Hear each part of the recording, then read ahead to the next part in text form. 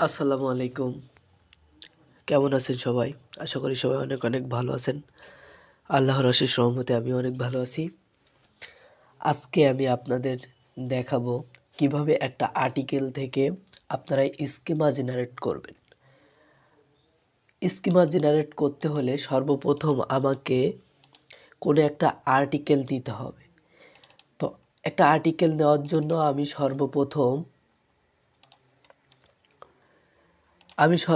সর্বপ্রথম একটা জিমেইলে যাব। আমি এই জিমেইলে গেলাম। যাওয়ার পরে এখানে আমাকে লিখতে হবে schema generator. Schema markup generator. আপনারা সবাই এই লোগোটা দেখে নেবেন। এই যে লোগো, এখানে আপনারা ক্লিক করবেন। দেখেন আমার এখানে লিখছি স্কিমা মার্কআপ জেনারেটর, এখানেও নিচে আছে স্কিমা মার্কআপ জেনারেটর। সো আমি এই লোগোটা একটু দেখে নেবেন। এই লোগোটা দেখে এর ভিতরে প্রবেশ করবেন। প্রবেশ করার পরে এখানে আমাদের যে ড্যাশবোর্ডটা থাকবে, এখানে এমন লেখা থাকবে। তো আমি একটা আর্টিকেল নিব। যেমন আমার যদি বলা থাকে যে স্কিমা জেনারেটরের ক্ষেত্রে আমার দুইটা ইমেজ যোগ করতে হবে। তো দুটা ইমেজ যোগ করতে হলে আমি এখানে অনেক কিছু আছে দেখেন। এখানে আছে event, FAQ page, how to, অনেক কিছু আছে। তো আমি স্বাভাবিক আর্টিকেল দিয়ে আমি একটা স্কিমা জেনারেট করব। তো একটা স্কিমা জেনারেট করতে হলে আমাকে সর্বপ্রথম একটা আর্টিকেল দিতে হবে, আমি আগেই বলেছি। তো আর্টিকেলটা আমি এখান থেকে নিব। এটা হচ্ছে দ্য পেন্সিল বক্স, একটা ওয়েবসাইট। এখানের এই পেন্সিল বক্স ওয়েবসাইটের থেকে আমি আমার আর্টিকেলটা নেব। যেমন আমার এখানে বলা আছে, আমি স্কিমা মার্কআপ জেনারেটরে যদি যাই, তাহলে এখানে দেখুন আমার কি চাচ্ছে।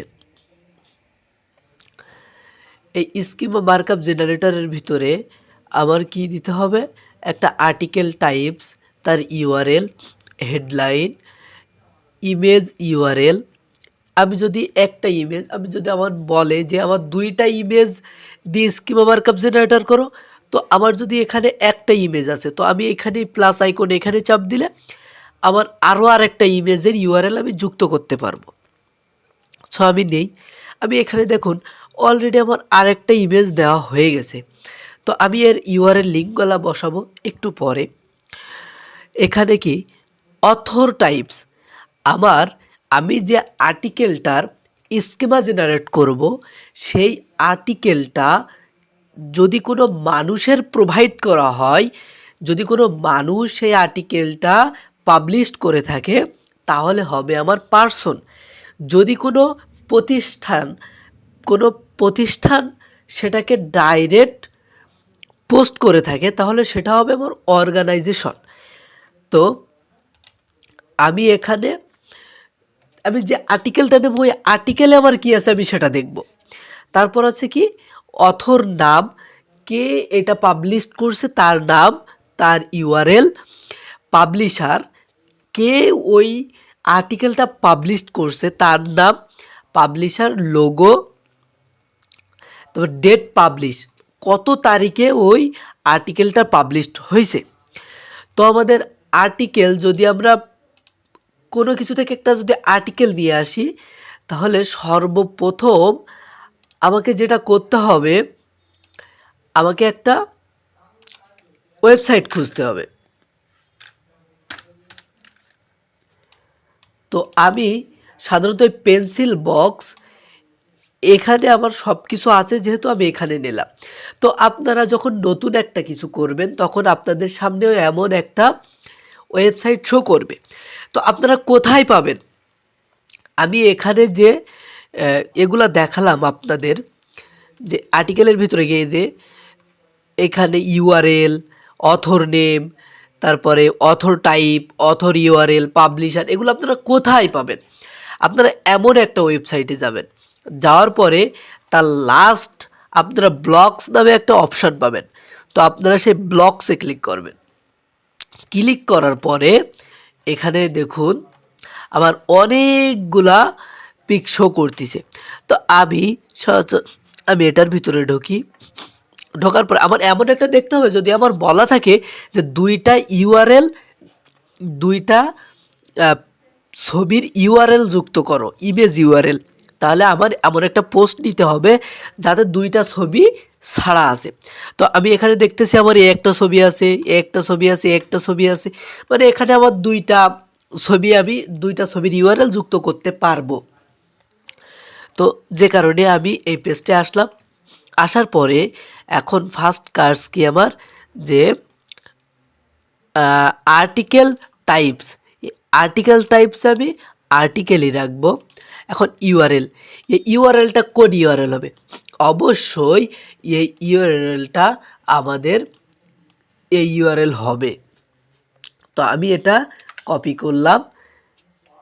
এটা যদি আমি কপি করলাম, কপি করার পরে আমি এখানে বসায় দিলাম। তারপরে কি বলছে আমার হেডলাইন, আমি যে আর্টিকেলটার স্কিমা জেনারেট করব তার একটা হেডলাইন। তো আমার এখানে আমি যেহেতু এই আর্টিকেলটার স্কিমা জেনারেট করতেছি, তো এই আর্টিকেলটার হেডলাইন আছে এটা। তো এটাও আমি কপি করব। কপি করার পরে আমি স্কিমা জেনারেটরের ভিতরে আমার হেডলাইনের জায়গায় আমি ওখানে বসায় দেবো। দেখুন আমি কিন্তু এখানে বসাচ্ছি, আর এখানের HTML ট্যাগগুলো কিন্তু নিজে নিজে বসে যাচ্ছে। এখানে কিন্তু আমার নিজে টাইপ করে বসানোর কিছু নাই। আমি এখানে সব কিছু পূরণ করলে আমার এখানে পূরণ হয়ে যাবে। তো আমার কিন্তু এখানে যে পূরণ হবে, আমার কিন্তু এটাই দেখাতে হবে। সো আমার এটা ঠিক আছে কিনা আমি সেটাও চেক করে দেখব। তারপরে কি আছে, ইমেজ ইউআরএল। আমি প্রথমে বলছিলাম আমার যদি বলে যে আমি দুইটা ইমেজ ইউআরএল যুক্ত করতে, এখানে আমি আরও একটা ইমেজ নিতে পারবো না। তা ইমেজ ইউআরএল আমরা কোথায় পাবো? ইমেজ ইউআরএল পাইতে হলে আমাদের ওই ইমেজের উপরে মাউস পয়েন্টারটা রাখার পরে আমাদের মাউসের রাইট সাইডে আমাদের ক্লিক করতে হবে। ক্লিক করার পরে এখানে open image in new tab, আমি এখানে ক্লিক করব। ক্লিক করার পরে আমার যে লিঙ্কটা আসছে, এই লিঙ্কটাই আমার ইমেজ ইউআরএল। সো আমি ইমেজ ইউআরএল লিঙ্কটা কপি করব। ইমেজ ইউআরএল লিঙ্কটা কপি করার পরে আমি আমার সুবিধার্থে আমি চেক করার ক্ষেত্রে এখানে আমি দেখব ওই লিঙ্কটা পেস্ট করে দিয়ে যে আবার ওই লিঙ্কটার ভিতরে ওই ছবিটা আসতেছে কিনা। তো এই লিঙ্কটা বসে আমি এন্টার প্রেস করলাম, দেখুন আমার এই ছবিটা আসতেছে, মানে ওই ইউআরএল লিঙ্কটা আমার ঠিক আছে। সো এই লিঙ্কটা আমি ইমেজ ইউআরএলের এখানে বসালাম, অলরেডি কিন্তু এখানেও আমার বসে গেছে। তো দ্বিতীয় নাম্বার ইমেজের ক্ষেত্রে আমি আবারও এই দ্বিতীয় ইমেজটার উপরে মাউস পয়েন্টার নিয়ে রাইট সাইডে ক্লিক করে ওপেন ইমেজ ক্লিক করলাম। ক্লিক করার পরে আমি দেখতে পাচ্ছি আমার ইউআরএলটা আসছে। ইউআরএলটা যেহেতু আসছে, আমি আগে যেমনটা করছি যে এটাকে আমি কপি করে দেখছি আমার ইউআরএলটা পুরোপুরি ঠিক হয়েছে কি না। তো আমি এটাও চেক করে দেখি যে আমার পুরোপুরি ঠিক আছে কি না। আমি এটাও দেখতে পাচ্ছি যে আমার পুরোপুরি ঠিক আছে। সো আমি এটা বসাতে পারি। তো আমি স্কিমা জেনারেটরের ভিতরে আমি ডাবল ইমেজের এটা বসায় দিলাম, এখানেও আমার বসে গেল। এখন বলছে যে অথর টাইপস, আমি আগেই বলছি যদি কোনো পার্সন, যদি কোনো ব্যক্তি এটাকে পোস্ট করে তাহলে হবে পার্সন, যদি কোনো কোম্পানি বা যদি কোনো কোম্পানি এটাকে পোস্ট করে সেটা হবে অর্গানাইজেশন। তো এখানে আমার কি বলছে, এখানে আমি যে পোস্টটা এখানে দেখুন যে বাই রাশিদুল ইসলাম, মানে এটা রাশিদুল ইসলাম পোস্ট করছে, তাহলে এটা অবশ্যই হবে পার্সোনাল। তো আমি এখানে পার্সন বসালাম, অথরের জায়গায় হবে যে এটাকে পোস্ট করছে তার নাম। সো এই নামটাকে কপি করে আমি এখানে বসায় দিলাম। অথর ইউআরএল, এখন আপনাদের মাথায় প্রশ্ন থাকতে পারে যে অথর ইউআরএলটা আমরা কই পাবো? অথর ইউআরএল যদি আমরা পাইতে যাই তাহলে আমাদের এর উপর একটা ক্লিক করতে হবে। আমরা সবার ইউআরএল পাবো না, কিন্তু আমাদের যাদের ইউআরএল প্রয়োজন বা যাদের ইউআরএল আমরা পাবো তার নামের উপরে ক্লিক করলে সোজা তার ও ইউআরএলের ভিতরে চলে যাবে। তো এখানে আমার সেটা নাই, এর ইউআরএল আমার নাই, সো আমি ওটা দেব না, কোনো সমস্যা নাই। তারপরে কি বলছে যে পাবলিশার, ওই যে অথর যে পাবলিশারও সে, তো আমি ওর নামটা আবার কপি করে পাবলিশারের ওখানে বসায় দিলাম। পাবলিশার লোগো, এই পাবলিশার লোগো আমরা কোথায় পাবো? পাবলিশার লোগো বলতে এখানে একটা যে পাবলিশার তার এখানে যে মানুষ মতন আইকন, এখানে একটা লোগো থাকবে, কিন্তু আমার যেহেতু ওখানে কোনো লোগো নাই, যে পাবলিশার তার কোনো লোগো নাই, তো আমি এই পেন্সিল বক্সের এই লোগোটা বসাতে পারি। তো পেন্সিল বক্সের লোগোটা আমি যদি বসাতে যাই তাহলে আমার এই লিঙ্কটাকে কপি করে আবার পাবলিশার লোগোর ওখানে বসায় দিতে হবে। এখন বলছে পাবলিশার ডেট, এই পাবলিশার ডেট কোথায় পাবো? এই পাবলিশার ডেট আমি যদি আমার নিচে ব্লগ অপশানে যাই, অপশানে যাওয়ার পরে আমি যে আর্টিকেলটার স্কিমা জেনারেট করতেছি তার ভিতরে যে দেখতে পাবো যে পাবলিশার একটা ডেট আছে। তো এখানের পাবলিশার ডেট হচ্ছে 16/1/2024। তো আমি এখানে যাওয়ার পরে প্রথমেই আমার কি আসছে, 16, এখানে